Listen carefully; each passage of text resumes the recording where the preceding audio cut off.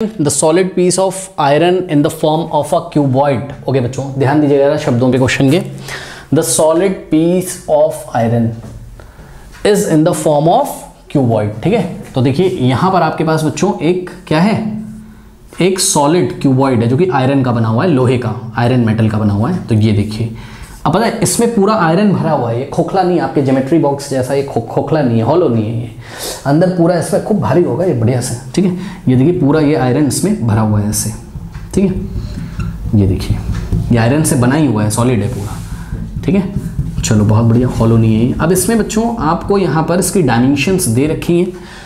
ठीक है, cuboid of dimension 49 centimetre 33 centimetre into 24, इसका मतलब लेंथ ब्रेथ और हाइट आपको दे रखी। लेंथ कितनी बताइए 49 सेंटीमीटर, और इसकी ब्रेथ कितनी बच्चों 33 सेंटीमीटर, और इसकी हाइट कितनी है, इसकी हाइट है 24 सेंटीमीटर। 24 सेंटीमीटर इसकी हाइट है, सही है, लेंथ ब्रेथ और ये रही आपकी हाइट 24 सेंटीमीटर। ठीक, अब क्या किया गया है, is moulded to form a solid sphere. Okay, तो इसको मेल्ट कर लिया गया होगा।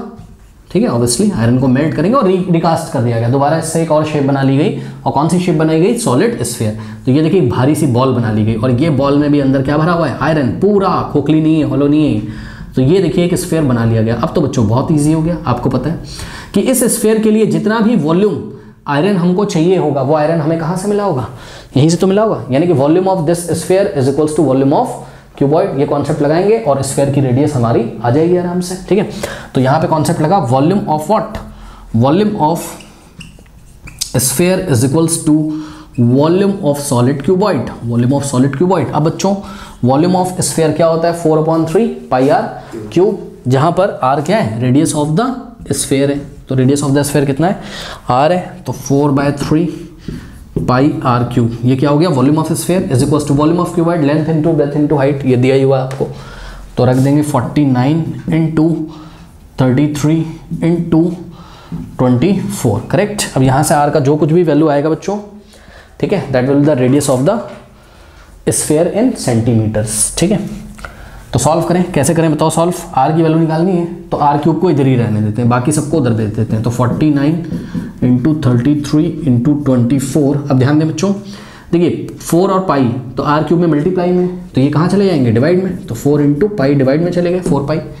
ठीक, और 3 डिवाइड में था तो कहाँ आ जाएगा, यहाँ ऊपर आ जाएगा मल्टीप्लाई में। अब इसको सॉल्व कर लीजिए, यहाँ पे 4 पाई, 4 इंटू पाई, 4 पाई का मतलब 4 इंटू पाई। पाई का वैल्यू कितना रखोगे, 22/7, क्योंकि जब तक बोला नहीं जाएगा हम 22/7 ही रखेंगे। ठीक, अब ये 22/7 रखेंगे, 7 कहाँ चला जाएगा, ऊपर। तो ये देखिए 7 को हमने यहाँ पर ऊपर भेज दिया। ठीक है, ये ऐसे। अब इसको कुछ नहीं करना है, इसको सॉल्व करना है। तो 11 3 क्या होता है 33, और 11 2 22, करेक्ट।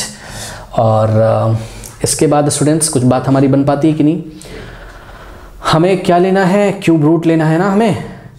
हाँ, तो 8 3 24 होता है। ओके, देखो बच्चों ध्यान से, आर क्यूब, देखो मैं आपके लिए यहाँ पे काम कर रहा हूँ, ध्यान से चेक करना, ध्यान से करना बच्चों सभी बच्चे। देखिए 49 क्या होता है बताइए, 49 होता है 7 का स्क्वायर, 7 स्क्वायर 49, तो भाई 7 इंटू 7, तो हमने इसको क्या लिखा, 7 का स्क्वायर। ध्यान दीजिएगा 49 को हमने 7 स्क्वायर लिखा, और ये वाला 7, तो 7 स्क्वायर इंटू 7 क्या बना देगा, 7 का क्यूब, सही है।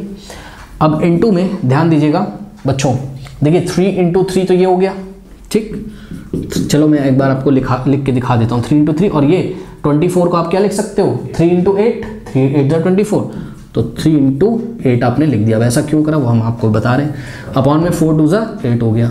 ठीक, अब ऐसा हमने इसलिए किया because this implies r cube is equals to 7 cube, ऐसे रहने दो, 3 इंटू 3 इंटू 3 को क्या लिखोगे, 3 का क्यूब।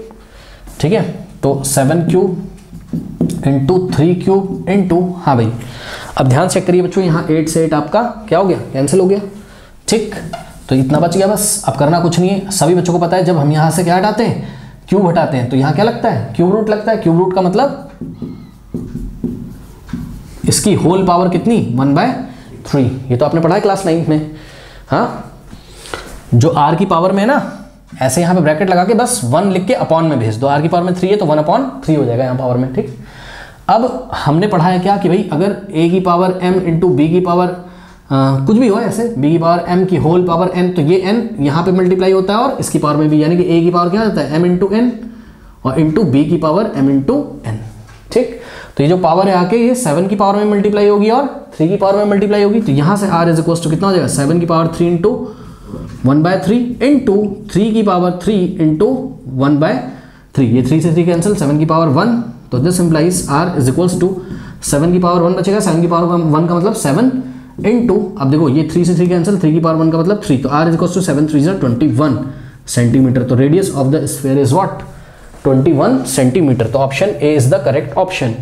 और बच्चों ये तो बड़ी बेसिक सी बात है भाई कि आप देखो इसको ऐसे भी कर सकते थे, ध्यान चेक करो कि अगर पावर सेम होती है तो हम यहाँ से r cube is equal to 7 into 3 की होल पावर 3 भी तो लिख सकते थे। पावर अगर सेम है तो दोनों नंबर को मल्टीप्लाई करके एक ही बार पावर उसकी चढ़ा दो। अब बस यहाँ से क्यूब हटा दो तो r इज इक्वल टू क्या जाएगा 7 3 21। बड़ा बेसिक सा है क्लास 9th का।